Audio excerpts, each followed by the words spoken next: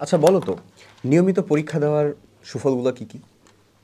তোমার প্রশ্ন সম্পর্কে আইডিয়া হয়, তোমার খুব ভালো মতন প্র্যাকটিস হয়, তোমার টপিক সম্পর্কে ধারণা আছে কিনা সেটা যাচাই করা হয়। আচ্ছা, এছাড়াও আরেকটা গুরুত্বপূর্ণ কাজ হয় যেটা নিয়ে নর্মালি মানুষজন কথাবার্তা বলে না, ইভেন তুমি নিজেও বলতে চাও না বা স্বীকার করতে চাও না। সেটা কি বলো তো? তোমার ভীতি দূর হয়। কী ভীতি দূর হয়? প্রশ্ন ভীতি দূর হয়, পরীক্ষা ভীতি দূর হয়, নিজেকে যাচাই করার ভীতি দূর হয়। আমাদের মধ্যে সবথেকে কমন যে ইস্যুটা ক্রিয়েট হয় সেটা হচ্ছে কোনো একটা টপিক আমরা পড়ে ফেললে সেটা নিজেকে দিয়ে জাজ করতে চায় না।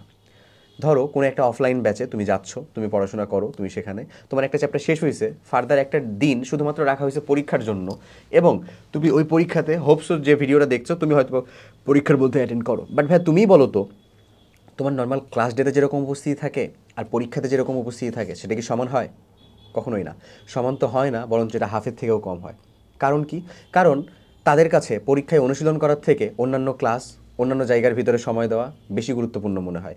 ইভেন এটা হচ্ছে একটা পোর্শন, আর একটা পোর্শনের মানুষজনের কাছে এটাই মনে হয় যে আমি পরীক্ষা দিব না, আমি পরীক্ষা না দিই মানে আমি পড়তে পারি না তাই পরীক্ষা দিব না, এরকম একটা ঘটনা ঘটে। আচ্ছা, সো এই যে তুমি একটা ছোট্ট পরীক্ষা মিস দেওয়ার জন্য, একটা টপিকের উপরে একটা পরীক্ষা মিস দেওয়ার জন্য তুমি যে একটা তোমার নিজের ভিতরে ভীতি ক্রিয়েট করলা, এই ভীতিটাই একেবারে কয়েক গুণভাবে চক্রবৃদ্ধি হারে বৃদ্ধি পেয়ে মেন পরীক্ষার সময় তোমার উপরে ভর করে, এবং তুমি ওই পরীক্ষার আগের রাতে নাকে মুখে নিয়ে সম্পূর্ণ সিলেবাস কমপ্লিট করার চেষ্টা করো, কজ তুমি সঠিক সময়ে ছোট্ট ছোট্ট স্টেপগুলো নাওনি।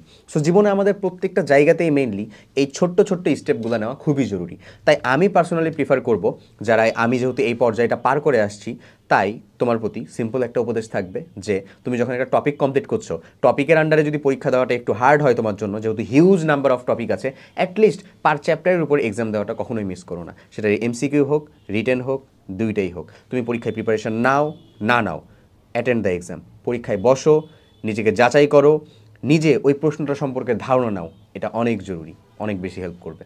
সবাই ভালো থাকো। আল্লাহ হাফেজ। আসসালামু আলাইকুম।